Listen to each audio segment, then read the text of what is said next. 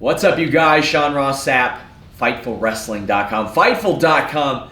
Here's a name that you guys know. You're going to come to know him a lot more. Andrew Thompson. We were at Double or Nothing in Las Vegas. Jimmy Van is just meandering around. He's walking about, but he doesn't want to be on screen. He is such a diva.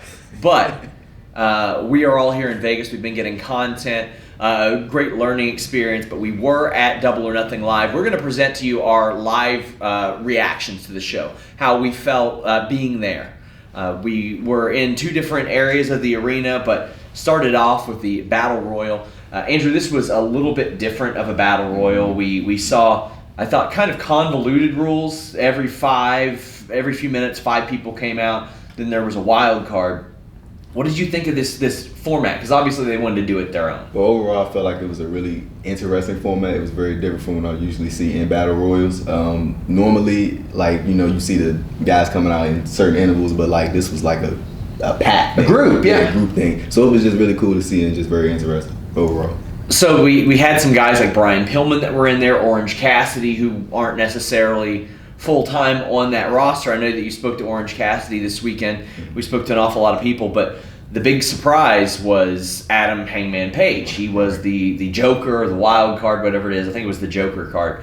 It was him and MJF at the end. Tommy Dreamer was on there, and he gets booked for everything, so why isn't he on that show? I mean, I was honestly like, really? They had to book him too? But, I mean, he is a Dusty Rhodes cosplay tribute act right now in some regards.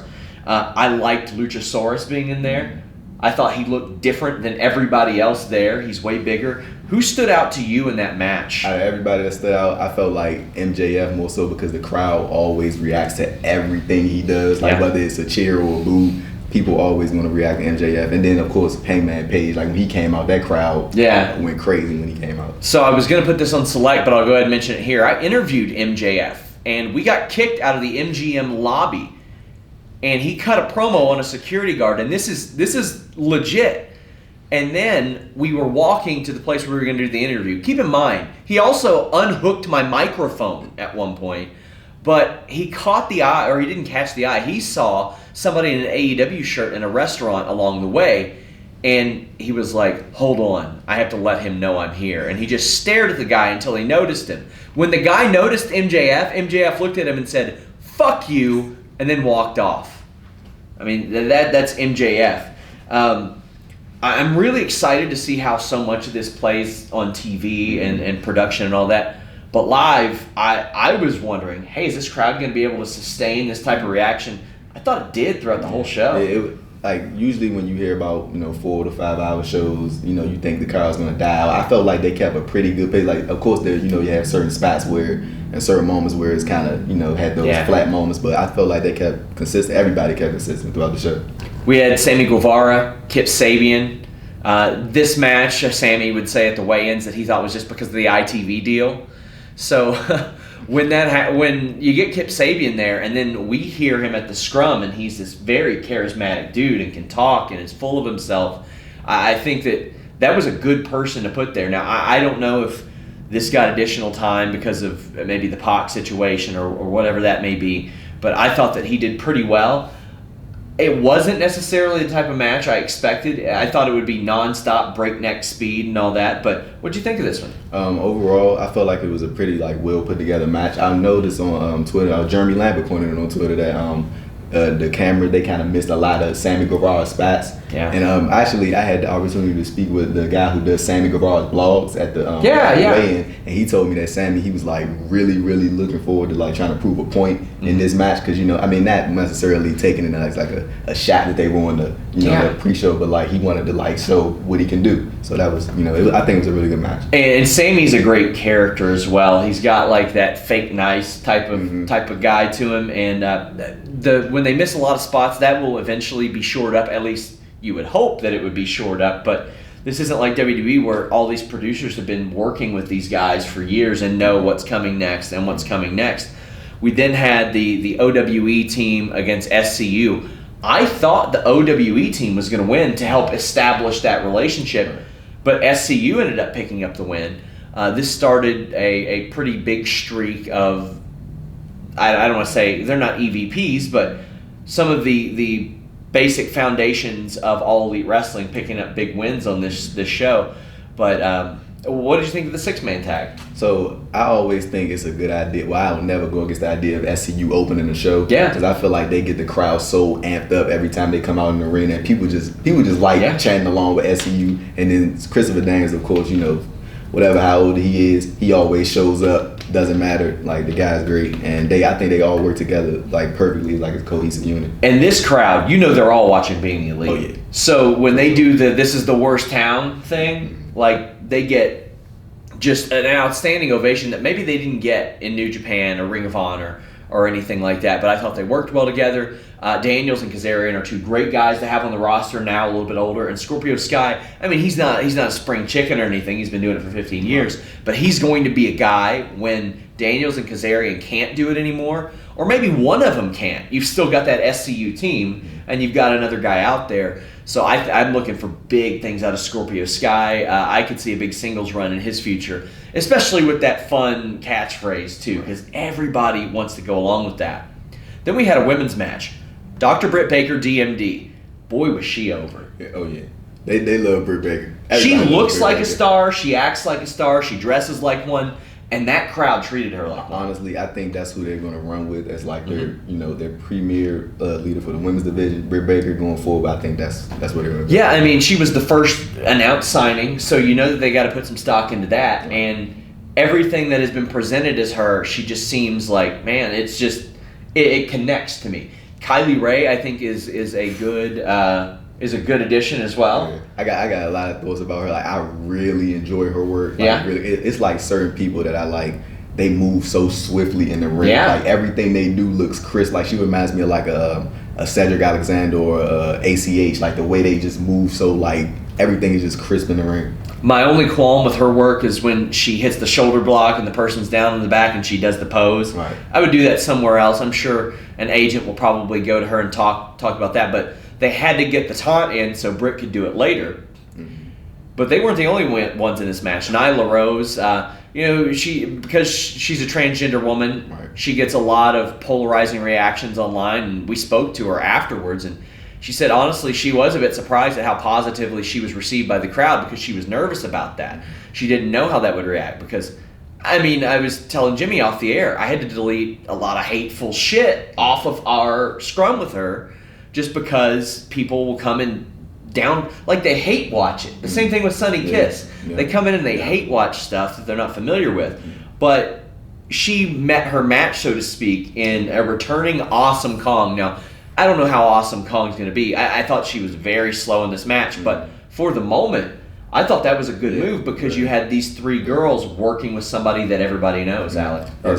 Andrew. I'm used to saying Alex. I forget. Now you got to go off. You got to be like, I'm not going to watch Raw anymore. Yeah. More Braun. So when Nyla first came out, I was like the only person in my section. I popped the announcer from Washington, D.C. Oh, yeah. I didn't know that, so that popped me a little bit. And then when they announced Awesome Kong, I was surprised because when was the last time she wrestled? Because I know she did Glow. She's done a couple of stuff. I feel like she did maybe one last year, maybe one the year before, but really consistently was 2016. Yeah, so it was really good to see the crowd. They reacted great when she came out. Yeah, and then I liked how I couldn't really tell on television, but it looked like Britt Baker and Kylie Ray, they reacted like accordingly to her coming out, and Nyla Rose played her role as well. And the Awesome Kong thing, like I think it was there for Pop and for those three girls to have somebody that everybody knew, and that role fit her very well. She didn't do a lot. She moved really slow, and to be honest, she moved slow in 2016. She isn't in her prime, but you could do a lot worse than Netflix TV star on your first pay-per-view. So I thought that was very good. And Britt Baker getting the win, I think was the right move. Yeah, I think it was the right move too. Honestly, I thought they were going to go Kylie Ray at first, but then I started to realize, like, okay, Britt Baker, that's going to be there. That's their franchise right there. Backstage earlier, you had Alicia Tout interviewing Kylie Ray, and we had the dueling librarians. And Jimmy was asking me, what the hell's up with these librarians? What's up with the librarians? What's up with the gimmick? And I was like, well, the gimmick kind of is playing off the fact that there are so many EVPs that it's hard for them to make decisions because, that's the rap on them. It's like, where will the buck stop? Where will it end? Who will make the final decision? And they've both given these people the librarian gimmick. I saw so much hate for it on Twitter. I thought it was funny. Yeah, I thought it was funny too. Like we talked about this off camera. Like the people in my section, they were chanting "Holy sh!" because they kept going back and forth doing the "Holy sh!" chant. So it was really cool. I think it was a good segment. Yeah, I thought it was fun. It established that, and I kind of dig the Peter Avalon, Leva Bates stuff, and that's not somebody whose work I've sought out that much. So Peter Avalon, very good. Leva Bates, very good with character stuff. So the only thing I would like, I can understand from that other side that people thought it was negative because the thing kind of went a little too long. It did at a point, and that's why I understand where people were coming from. I for sure agree with that because they kept going into Kylie's face, then going out, and I'm like, okay, that could have went about 20% less than what it did. So I completely agree there. The best friends, Chucky T, Trent Beretta, took on Jack Evans and Angelico. I like the combination of Angelico and Jack Evans. I do too. They're very good. As Jimmy mentioned off the air, Angelico's gear looked stupid. This is actually my first time seeing Angelico wrestle. I never seen him wrestle before, and he's a big dude. I didn't know he was that tall, and I seen him. I was like, okay, but he kind of like looked absent from the match. Mm-hmm. Like I felt like Jack Evans was more so the focus, and everybody knows who Jack. Well, I'm gonna say everybody. Yeah, most people know who Jack. He introduced me to independent wrestling, Ring of Honor wrestling, stuff like that with what he did. And Jimmy was like, well, was Angelico hiding his physique? And I'm like, no, he's ripped and he's huge and all this stuff. But the best friends are just such a great tag team. Just such a great tag team and can do a little bit of everything. They can work comedy, they can work serious, they can work singles, they can work tag. You can throw them in a 6-man. You could have them work individually, and it goes well. So them winning, I think, was a good move, especially considering they pushed so hard to be on this pay-per-view. And they told me afterwards, yeah, even though the Battle Royal was for a title shot, we would rather be on the main show and show our tag team ability. That being said, with wins and losses mattering so much in AEW, do you think they should have given Jack Evans and Angelico a win? The only reason I say give it to best friends is because I think that they're the more, I don't want to say, because I mean Jack Evans and Angelico, they're established too, but I feel like together. Together. I feel like Chucky T and Trent Beretta, they're more like the people. I'm trying to figure out how to word this. I get what you mean. Yeah, they're out there, and people are familiar with them, and they're. I don't want to say the faces of the tag team division because they're not yet. Mm-hmm. The Young Bucks are, but yeah, I like them teaming up, and I think it fits really well.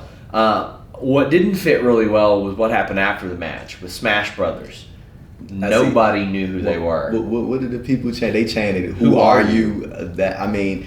You could kind of understand, because some people genuinely just do not know who they are. Yes. But I felt like as a debut on that program, I felt like that was like a good, as good establishment. And then the minions like that. Yeah. I think it was best friends said they were sneaky perverts. That's what the best friends told me that they were. Said that they were very perverted, and there's no way they're getting through TSA anyway. But.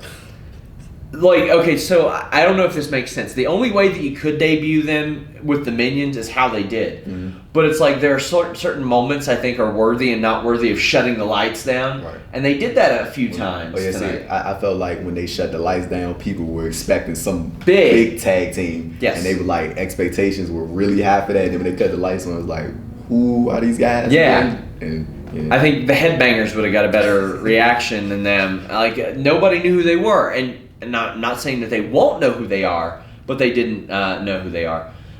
Japanese women's tag match. Riho, very good. Aja Kong, not great. And Jimmy had mentioned the possibility of Aja Kong and Awesome Kong being thrown around. No. Whew, we don't need that. No. We don't need that. Crowd was there for this match, though, and that's very good because, quite frankly, the crowd probably didn't know most of these women. See, I will openly admit that some of these women I did not know. Yeah. But it was really good to see, like, the crowd. Like, some of the spots they did, the crowd was really picking up, and they were getting behind the match. It was one particular spot. I know we'll get into it, but Aja Kong, she threw like that thing she had, and it really bounced off her head. Like, was it like the little trash bin? Yeah, I think it was. Yeah. And the big error on this show was the 2 count. That was rough. The bell. That was rough. Yeah, the timekeeper error. What did you think when you saw that? I felt like it kind of took the crowd out of the match just a little bit. I feel like people eventually got back into it for the portion that it was left. But I feel like once that happened, people were like, "What's going on?" And they started to boo and it was, Almost for the sake of the women, I thought the crowd was like, "All right, listen, that wasn't on them. Let's get back into it," because there was this feeling of the people in the crowd wanted this show to succeed. Obviously, I mean, I think it could have been a not good show, and the crowd probably still would have reacted pretty well. But the fact that it was a very good show definitely helped. And go ahead. Yeah, so Rio, she signed a 5-show deal with AEW, and I think it was the basis of the deal was that if she liked in the United States, if she was going to sign a longer term deal. I like that because, I mean, we update that AEW roster page every day, and that's a thing that we've had to differentiate, me, you, and Jeremy. It's like, okay, we have to put these women in a different section because we don't know what their deals are. We don't know that they're actually signed, so we'll put them in there as the loose affiliation, but as far as signed to a contract, we don't know. I think that's a pretty good trial deal. I think it's smart to do. That's a great look on AEW because it shows that they're willing to work. And it's like, for Rio, like if she doesn't like, being in America and she doesn't like it, she can just go back and do what she does in Japan and keep going there. And I mean, what does that say to other Japanese talents? That they're willing to do that. Yeah. Man, so my match of the night, at least from a story perspective and everything, I had said it on the Q&A shows. I was most excited for Cody and Dustin because we never got that big match in WWE. We got that convoluted, weird finish. This was everything that it needed to be, including Cody Rhodes coming out at first and smashing a Triple H-inspired throne with a sledgehammer. Okay, I got a few thoughts on this. I see people, on social media, they're like saying it was a corny spat and stuff like that. I mean, which two I can understand, but at the same time, they didn't call it corny when Triple H called AEW a pissant company. But that was funny. It happens all the time. That's the thing people have said over the last week. They should be more worried about. And I'm like, whoa, what? And it's the same thing like people responding to negativity on Twitter. It takes 3 seconds. It's not like it consumes you. Cody Rhodes, I don't think his primary concern was pissing off WWE. His primary concern was probably having a good show, but we've heard, I hear TNA is hiring from Kurt Angle. We've seen the Billionaire Ted skits. We saw WWE show up in a Jeep outside of WCW offices or WCW shows. Like, they tried to get into WCW offices one time. Like, to act like WWE is for some reason above this just isn't true, and almost no company has been above it. TNA sent Abyss with goddamn balloons to a Royal Rumble commercial shoot one time. WCW used to do it all the time. WCW would run commercials of their wrestlers beating up WWF wrestlers and saying this is where the big boys play. So I don't have a problem with it. I think that for the theme of the show, this was, I don't want to say anti-WWE, but counter mainstream culture as it pertains to pro wrestling. All right. I completely agree. And this match, holy crap. It exceeded my expectations. Like, I wasn't going in expecting too much, but I felt like with the story involved and how they worked the match as a whole, I felt like they worked really well together. The story was amazing. The only qualm I have, Earl Hebner, slow. It shouldn't be there all the time, but Cody's belt had attitude killer on it, and that was sort of how he built this, and I thought it was brilliant because how often do we see comments, bring back Attitude Era. Attitude Era should come back. And Cody's like, no, I don't want to do that. I want to do something else. And that's what this was, and this was emotional. Yeah, my favorite spot of this match, was jump ahead a little bit. I think Dustin, he saw when he went under the blade. I think he cut himself just a little too much, and it started to. But I think that added to the match, and with him, he made. I don't know if he did this on purpose, but he cut on the side with the red face paint. Oh, of course, so it enhanced it, and it probably made it look worse than what it probably was. Yeah, that's a brilliant move too, because all match you've seen him with half of his face covered up. And then now you see him with the full crimson mask, some of it paint. I love that idea. Cody and Dustin just going out and doing some modern stuff like Gold Dust or Dustin at 50.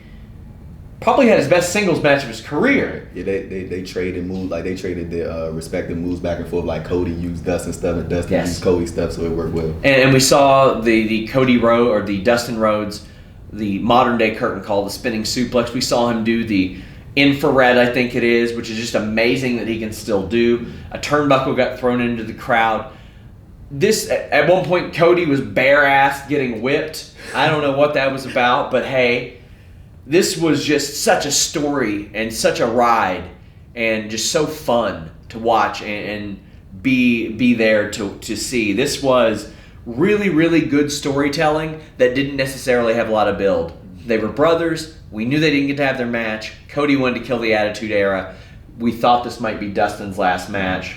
Cody got the win, but wouldn't let... Go ahead. Also, how about the appearance from DDP? To come and My God, I almost forgot. To come and scoop Brandy out of the match. Scoop Brandy out of the match because she hit a big spear. She got a hell of a spear on her. And that's the shoulder she had surgery on. She got a plate in her shoulder, right? Yeah, that's the gimmick, is that she's got the titanium, the Lex Luger plate in her shoulder, and that's the only reason, like, before then she couldn't really spear anybody, but now that she's got the titanium plate, she's able to hit that spear.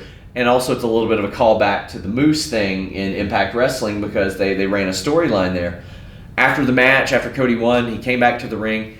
And for those of you who don't know, Dustin was untying his shoelaces. That's an old wrestling thing. You untie your laces, you leave your boots in the ring, you finish out. Instead, Cody says, next month at our show, was it Fight for the Fallen or Fighter Fest? Fighter Fest. I think he announced that for Fighter Fest. It was either Fighter Fest or Fight for the Fallen. Well, either way, it's them against the Young Bucks. Mm-hmm. That's going to be fun. I think that's going to be a good match. I think it should. I mean, honestly, they should put that for the AAA World Tag Team titles. I think the Young Bucks probably drop them in a couple weeks. Think so? I think they'll probably drop them. But this was amazing. This was really fun stuff. I liked it. There was a belt presentation segment. Bret Hart came out. That got a huge pop. I think he didn't know where he was through most of the thing. Yeah. He was lost, man. I think he kind of was too. But aside from Bret Hart, MJF, once again, I don't mean to, be an MJF. Hey, he was good. He was really good. He shined again. Like, he came out soon as people saw the whatever his Burberry thing, people automatically react to him. Yeah, so he made light of the Bret Hart Hall of Fame attack. Woo, boy. Then we saw just a plethora of baby faces come out and attack, but this was to establish Hangman Page as the next contender because he won that Battle Royal. I could tell there, live, that they were missing Bret Hart showing the title. Mm-hmm. Like, I'm assuming that he missed his cue because he was just like, hey, not towards the hard camera at all. But did you see the belt? I got various opinions on it. I mean, I like it, but I wasn't really you love it? I love it. See, I wasn't really like a fan of the design, but I mean, it probably grew on me over time. Yeah, but one thing it's different. But one thing I did want to ask you, do you think that when they brought out Jungle Boy and Jimmy Havoc, you think that's going to be like the crop for the AEW World Title? I don't think so. I don't think Jungle Boy's in there yet. I think that maybe a secondary title, and this is just me assuming. I'm not reporting anything. I would assume a main title, secondary title, and tag team titles, as well as a women's title. 4 titles for them probably works because they don't want to water everything down. But there was a small production issue. I don't know if it came off on TV. I don't know. When Jungle Boy came out, they had Jimmy Havoc's his graphic in his entrance video on the Titantron. But I mean, I don't know if it came off on TV. I think they kept the camera panned on Jungle Boy. That's another thing. They have honest to God Titantrons there, like not just the just a thing name with a name, it was background videos. Tag team match, AAA tag titles. This match was guano crazy. Banger. Like, what can I say about it? Like, it was what you would expect a Lucha Brothers versus Young Bucks match to be. Yeah, it was a banger.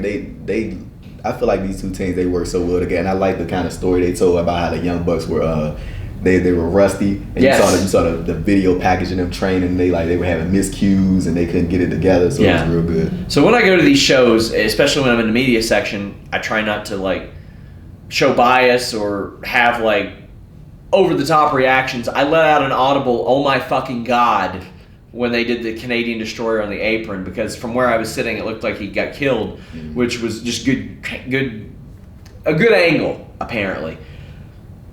There's not a lot of story to this match outside of the ring rust thing. Just wrestling, man. It was just wrestling and a lot of spots, but man, it was fun to watch live. It was one particular spot that Phoenix did. I think he had Matt and he had Matt's hand, and he jumped on the rope and did that little cross thing he does, and then bounces back up, and then he did like I don't know even know how to describe it, but Phoenix is like an amazing athlete, and I feel like he doesn't get the same amount of attention as Pentagon. Yeah, I think he's better than Pentagon. I do too. I think I don't want to straight up call him a better wrestler, but I feel like he's a better athlete. He is a better athlete than Pentagon. I think he relies, I think Pentagon, when he gets lost, he kind of relies on super kicks. Or the Seto. He kind of relies on that, where Phoenix, I don't see him getting lost a lot. They did that great tower spot where they're up on each other's shoulders and do a dive outside.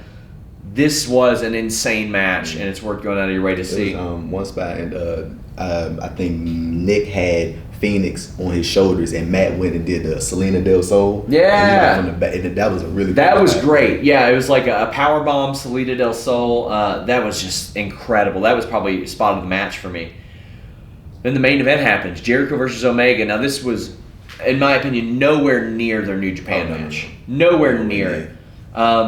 Honestly, I feel like that's a credit to that first match being a Falls Count Anywhere, no DQ. Yeah. I feel like Jericho is at his best. Because, I mean, in all actuality, regardless of how great of a performer he is and how big of a name he is, he's still 49 years old. And I feel like when Jericho is in a no DQ or a Falls Count Anywhere, that's when he thrives because he can take it all the way around. They had a lot of almost 50-year-old guys on this show between and Aja Kong, between her, Dustin, Chris Jericho, Dustin Rhodes, Glacier. Mm-hmm. Lots of people were over there, or Christopher Daniels. A lot of people up there, but all of them delivered, I thought. But this match was okay. I'm not in love with this match. It was a decent match. Yeah, it was decent. It wasn't what I expected out of Jericho versus Omega. I want to know what the hell their tables are made out of. Tables are us. That's what I said. Tables are us. Tables are us. There's some specially made tables there. We were like, is that drywall? What is that? That was a table when Kenny Omega came and he did his dive over the top, man. Yeah, it was very odd. Omega got a bloody nose, and Jericho, the story of this was that Omega couldn't hit the one-winged angel. And that's a story that we've seen before. I think with Okada, he couldn't land that. And the story going in was that Omega had won. Now, I think if Jericho is signed for multiple years, I think it's okay to have him win here. Yeah. And another thing is, I think a lot of people are missing this, that Jericho is challenging Okada for the IWGP Heavyweight title on June 7th. Yes. So, he's getting that title shot. And then I feel like, I just think it's a good, with him and Hangman, is him and Hangman official? That's the match. I think that's going to be a tough one for Hangman in sort of way if it's not going to be a no DQ or Falls Count Anywhere type of deal. Yeah. So I had heard that MJF was maybe planned to win that Battle Royal before the Pac situation. And that's before it was made for the title or the title shot. And I mean, no disrespect to MJF because he's going to be a star, but hard to imagine MJF in there with Omega or Jericho, where it's very clear Hangman Page is one of their guys. MJF is gonna be one of their top guys for a decade plus to come. I know he's very happy with how things are going right now, but Jericho gets the win with the spinning back elbow, his new finish. What'd you think of that? I feel like it was kind of underwhelming in a way because flat. It was flat because it's like everybody did, even when guys when they're trying to get somebody off and then slap the leg, and then that gets a bigger reaction because of the noise. And I feel like Jericho, it was just, I think the way to do that, and I mean, it had been shown that would be his finish, but not everybody saw that. I think he should have hit the code breaker, went up into that standing cell where you're kind of wobbling around, like the finish him type of thing on Mortal Kombat, then hit it. That way everybody knows that it followed the code breaker. Yeah, what I thought he was going to do, I thought he was going to hit that spinning elbow, then threw it into the code breaker. Yeah. And that's what I thought he was going to. I was like, that would look cool. Yeah. But he just did it. And I think, just to give it a little bit of credit, I think Omega sold it kind of well. He didn't just fall flat down, he kind of dragged himself. It was a bit of a down finish. It was a little bit flat, but Jericho got the win, and hey, now you can do a rubber match between Jericho and Omega. And you have a program for Omega now. Oh, boy. Jericho and Hangman Page, world title match, that adds a lot of importance to that. The belt adds more to it. However, right after this, Jon Moxley comes out, the former Dean Ambrose, beats up everybody while Chris Jericho is cutting this like scathing promo in the crowd, a good promo by the way.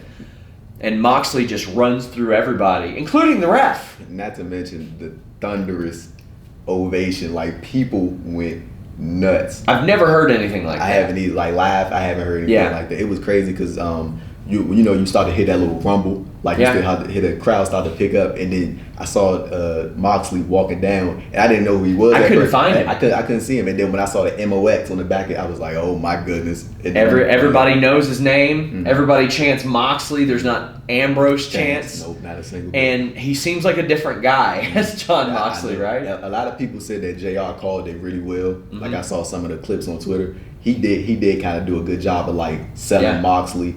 And I think Excalibur, he helped JR, aid him in that area a little bit. I'm very excited to watch it back on, like, I hear varying things. I'm going to decide for myself, and I will do a video recap on that as well. But when Moxley goes after Kenny Omega pushes him out of the ring. They brawl. Ambrose ends up on top of the set, the custom set, and finishes off Omega, throws him off. That's a hell of a program to have. Oh, yeah. Losing Pac really, really hurt. But getting Jon Moxley is something they needed. Now, see, what I think it would be a good idea. I don't know if they're going to wait, but it's going to be a good idea to do Omega versus Moxley at All Out. That's going to be a good one. And, Moxley, they said that he's competing at Fyter Fest next month. That was a surprise to me. I thought they were going to save his big debut match for their promotion, for their company at All Out. But he's going to Daytona Beach. It's so weird to be looking ahead and like we have AEW shows now. Mm-hmm. Like, it's not just All In, and now it's not just Double or Nothing. Like, there are more shows. And in this fall, we're going to be covering their TV show. Right. We're going to be doing post shows for that, all kinds of stuff. You've been at StarCast too. As we wrap up, how has your experience been in Vegas? This experience has been very, I want to say, life-changing, but it's been very, very fun. And but besides our garbage dinner with Jimmy Van, he took us out and he fed us like this half-cooked hamburger meat. I don't know what was going on here. I'm doing everything I can to conjure up a Jimmy Van comment off camera, but I can't do it. So what I'll ask... Like you're waiting to let one out. Yeah, he's waiting until we're off camera. And then he's going to be like, lunch is canceled, Sean. He's going to hit me with one of those. Guys, I want to thank you guys so much. Me and Jimmy Van and Andrew have had so many people come up and speak highly about Fightful. I can't tell you guys how much that means. Sometimes online the negative outweighs the positive. That definitely wasn't the case here. It was unanimously positive. We are going to be going to more events, so we're going to be talking to a lot more people. You're going to see a pivot in some of our content. You're not losing any content, but you're going to see more stuff like this. You're going to see me and Andrew, or Andrew and Jeremy, or myself and Jeremy, or whoever, doing interviews, video interviews, shows in person. We're going to be doing a lot more of that in the future.